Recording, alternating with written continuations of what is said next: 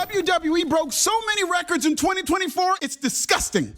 Like, I make a lot of money, you know, and I'm really happy about it. I'm not bragging. I just want to say this.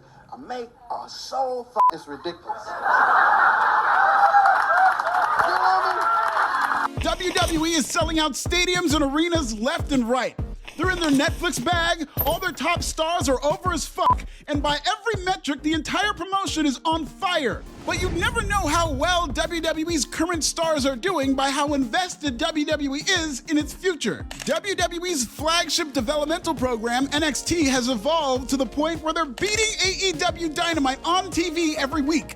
NXT on CW has defeated Dynamite in total viewers for 13 weeks in a row. And it's actually getting closer to 1 million viewers than Dynamite has in years now. But that's just the tip of the TNT. WWE also has the WWE ID Program, the NIL Program, Evolve, LFG, and even a partnership with TNA that keeps WWE shelves stocked with talent and a future so bright they need Bret Hart sunglasses. Today, we're going to talk about everything WWE has done to invest in its future while AEW continues down a dangerous path of doubling down on aging legends from the past with no developmental plan in sight. Because if wrestling wars are won on youth, AEW is bringing a dial-up modem to a Twitch stream. Subscribe in Swahili. What's good? Come get your free PWB sticker. You can stick me on your smartphone so I can listen to all your conversations like the government. But I won't tell anyone. I'll just judge quietly. I'm a healthy adhesive. Just post me on a MacBook because apples are delicious. We can even stick it to the man and jump on a cop car together. Whee! Because, hey, where you going, you selfish son of a... Is that all you got, you hoe-ass pigs? Get your free stickers by clicking the link in the description. What do you think AEW could do to build up its future? Because right now, if you look at the product, they're kind of relying on a lot of the current and older names in wrestling. I can tell you this. It's hard for me to say what they should do or anything like that, but I can tell you back when I was in WCW and things were just running, you know, and everybody thought everything was good just because we were on television, kind of like what, you know, we may see with those guys. You could wake up one day and it could be all over with. So you better be thinking about, you know, what's next. You better be thinking about the future. WWE's entire theme this WrestleMania season is as a top-heavy promotion. The Royal Rumble was basically a celebration of a stacked roster. Seriously, there was at least a 2-minute period where all the top stars just stood around, stared at each other, did nothing, and people went crazy. That's because this year's Rumble was loaded with everything from former world champions to former Rumble winners to current and future Hall of Famers. WWE is such an embarrassment of riches that the men's Royal Rumble winner ended up being an up-and-coming star in Jey Uso, who will be cemented as a main eventer come Easter. WWE has a dream roster at the top, but that's not stopping it from creating more stars before your very eyes. You don't even have to go to developmental to find the future stars of WWE. Braun Breaker and Tiffany Stratton just got here, and they're well on their way to becoming top stars if they're not there already. Stratton is going to be in a world title match this WrestleMania season, and she's still technically a main roster rookie. The Intercontinental Championship was revived thanks to Gunther, Sami Zayn, and Jey Uso, and now it's on Breaker. In addition to the young, homegrown stars of WWE, lest we forget about Penta and Jacob Fatu, who, despite debuting in 2024, could probably main event WrestleMania right now. From Cody to Roman to Drew McIntyre to Seth Rollins to Bianca Belair to Rhea Ripley, most of WWE's core main event picture is still well within its prime. But that's not stopping WWE from making more stars like a main event machine. WWE said, "More fire! More fire! More fire!" Miro and Malachi Black seem WWE bound, and what's scary about that for AEW is Miro, Malachi, and Penta all follow the same path of becoming disgruntled in a directionless Jacksonville and heading for greener pastures in Stamford. They're not the only frustrated free agents who popped out in the PC, but we'll get to that soon enough. Remind me what mirror WWE needs to look at after AEW's star-studded free agency haul? Because ever since AEW signed established stars in Okada, Mercedes, and Ospreay, Dynamite did a downward spiral, Collision cratered, and Rampage was retired. While the future of WWE is banging at the door, AEW is pushing the ghosts of pro wrestling's past. A 57-year-old Jeff Jarrett wants to be world champion. The Hurt Syndicate is all around 50 years old. I'm 50 years old. 50 years old. Not only are Dynamite goats Lashley and Shelton tag team champions, they feel like the biggest stars in Jacksonville. I'm happy for them, but how long's that gonna last? Cope is the #1 contender for the AEW World title at age 51.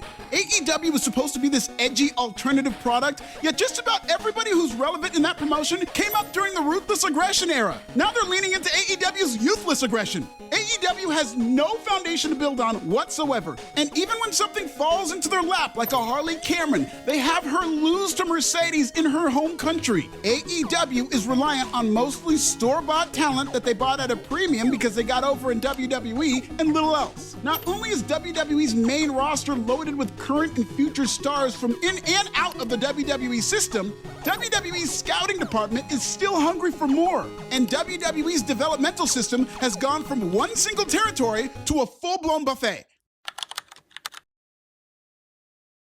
NXT is still technically developmental, but it's now a third brand that's beating AEW's ass on a budget. Only against AEW can a third brand finish in first place. NXT's TV deal with CW is a fraction of what AEW's deal is with WBD. And African NXT is exponentially cooler, more popular, and far more effective in creating stars. The National Wrestling Wars stopped being about WWE versus AEW a long time ago. That war is closer to what WWE versus TNA was in 2010. The new Wrestling Wars, present day, is a competition between NXT and AEW. And NXT is winning. In NXT's first 19 weeks on the CW, they've beaten AEW in total viewership in 17 of those weeks. For those of you, but AEW on Max people, 15 of those weeks happened before AEW began airing on Max, and NXT went 13-2. After getting dominated during the Wednesday Night Wars, NXT went from trying to out-indie AEW to changing its identity to a hipper, blacker product. African NXT booked super athletes, mostly black, and more importantly, super personalities. Now the product represents the same spectrum of blackness that I've been begging for since I started watching wrestling as a young black child. African NXT has a Nigerian world champion. Its biggest star is Trick Williams. The first women's North American champion was suburban flip queen Kalani Jordan. They got Lash legend Sol Ruka counts. Ricky Starks just pulled up last week and somehow added to NXT's star power. NXT's roster looks like WWE's Black History Month poster. If NXT got rid of DEI, it would mean less white people in the territory. And oh, by the way, NXT's viewership has grown year over year. You think that's a coincidence? Whenever I talk about black people in wrestling, people always assume that I want equality. No, equality's overrated. I'm for inequality in pro wrestling. In other words, I want to see more black people on TV than any other race. At the end of the day, pro wrestling is entertainment, and you can't be entertaining without being cool.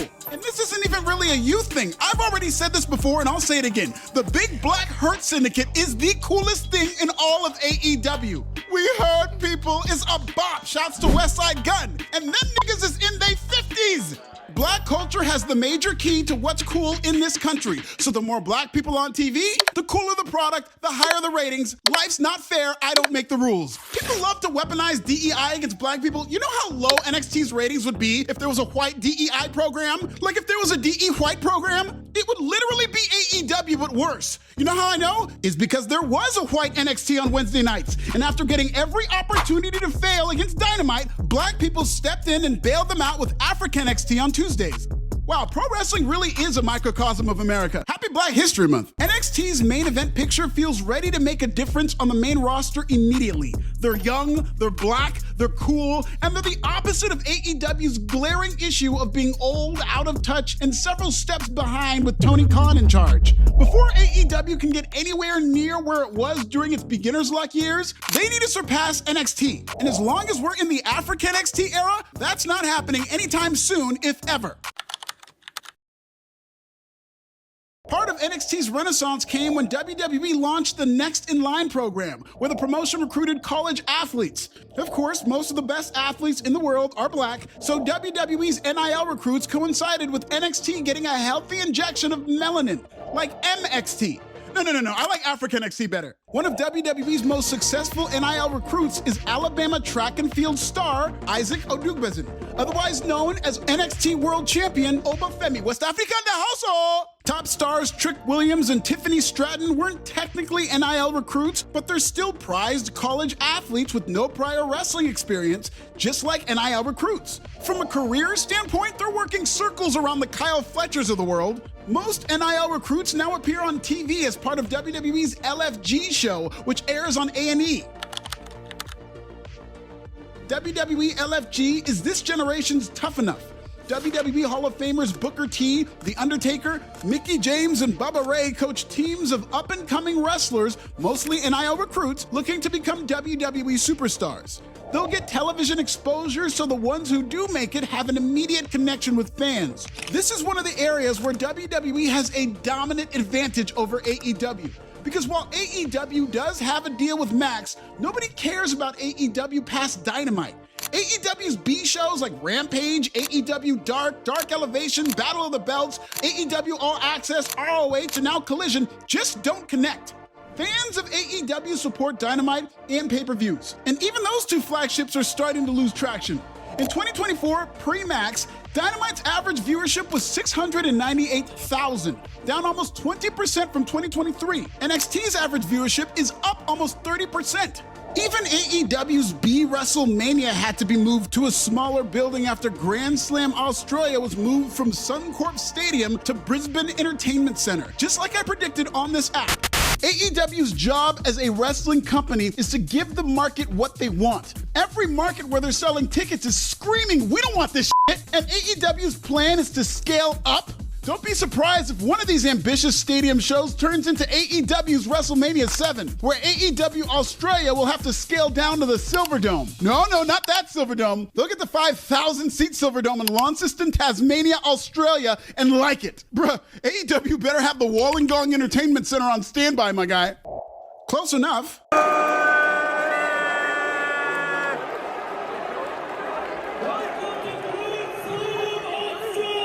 We might not be too far from a scenario where Dynamite is competing with WWE LFG for dominance in total viewership. And by the time AEW tries to regroup and find new stars, there may be nowhere to look. WWE isn't just trying to reimagine wrestling through college athletes. WWE is also invested in the independent wrestling scene through the WWE ID Program. Cody Rhodes' Nightmare Factory, Seth Rollins' Black and Brave Academy, Booker T's Reality of Wrestling, Elite Pro Wrestling Training Center, and Rikishi's Knox Pro Academy have all been WWE ID'd. I just realized some of the trainers of these developmental territories are younger than some of the top stars in AEW. WWE has priority over some of the top independent wrestling names in the country. Once upon a time, AEW was the worldwide leader in stealing talent from independent and international promotions like New Japan and ROH. I just did a whole video about that here. Now WWE is out AEWing AEW by putting their fingers to the pulse of the independent wrestling scene. And what's even scarier for AEW is some of these indies have TV deals on Wednesday nights. On March 5th, WWE Evolve will premiere on Wednesday nights head-to-head against AEW Dynamite. To add insult to injury, Evolve will be on Tubi TV, where there were rumors that AEW Shockwave was supposed to get a TV deal. Now, months after trademarking AEW Shockwave and teasing yet another hapless B show, Tony Khan's Shockwave project fell on its face so bad, you'd think he trademarked the term Shockmaster. WWE ally Gabe Sapolsky, a Paul Heyman disciple, is booking Evolve. And while I don't expect Evolve to be a serious threat to AEW Dynamite just yet, don't be surprised if Evolve begins eating away at the disillusioned AEW audience that signed up to see the future of wrestling only to get bait and switched with Jeff Jarrett and Cope. I argued that I thought Ricky Starks, Miro, and Malachi Black should have started out in Evolve to get the show off the ground. Really give AEW a run for its money while also proving that they can be professional after falling out with Tony Khan. Competition or not, Evolve will be yet another platform for WWE to build up its future through WWE ID athletes. And for a promotion that's so bulletproof at the top, WWE's investment in its future is nothing short of scary, because the Performance Center isn't the only place in Florida where WWE is recruiting. Last month, WWE and TNA announced a multi-year partnership. TNA has established stars such as Moose, the polarizing Tessa Blanchard, and world champion Joe Hendry, who got a huge pop at the Royal Rumble before being yeeted out of it by Roman Reigns. That should tell you everything you need to know about the power dynamic in that relationship. The fact that the TNA World Champion was thrown out of the Royal Rumble faster than them white folks threw Evil off that Poindexter plantation. I'm stepping down from my spot on the Raw post show. Evil the only nigga to get fired by a white man and keep the shackles on. Somebody said he looks like Timu Idris. We'll be right back.